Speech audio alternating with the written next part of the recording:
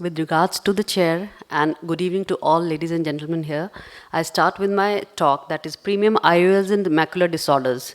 All the macular disorders have been explained very nicely by the speakers before me. So I now tell what should we do when we have premium IOLs with us. And to begin with, I would say all that glitters is not gold. So today's intraocular lens technology, it benefits from the ongoing innovations. Eye's natural ability to accommodate and refocus at varying distances in a pre-presbyopic eye is matchless. Premium IOLs give patients more independence from glasses than ever before. Premium IOL technology, it refers to IOL biomaterials, aspheric design, and special refractive properties.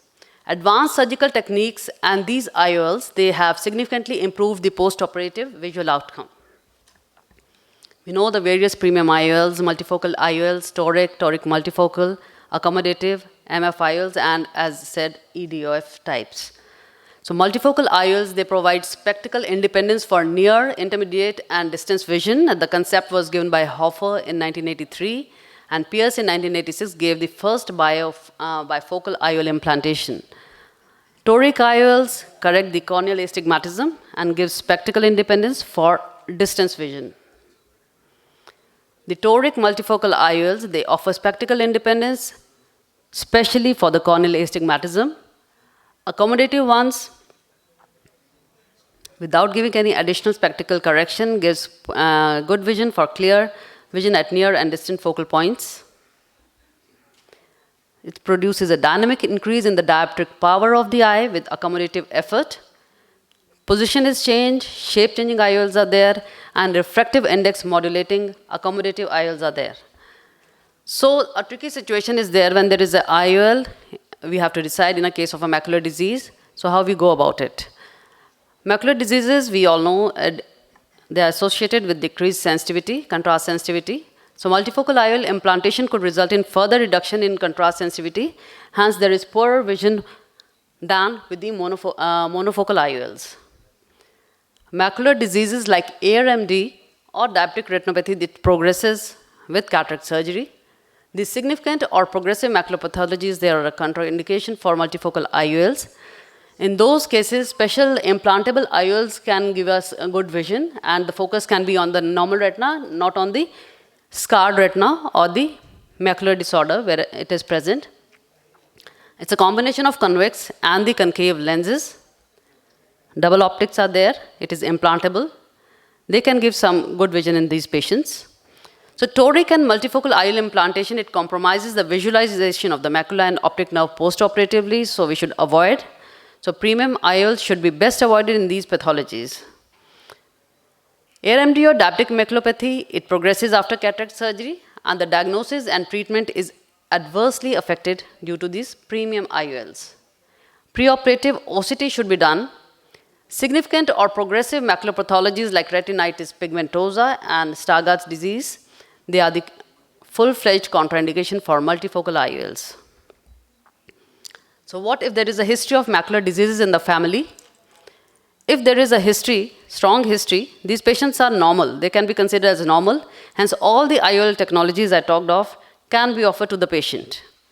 Counseling on the potential problems of multifocal IOLs should be told to the patient. Proper counseling is done, and they can go for any of these IOLs.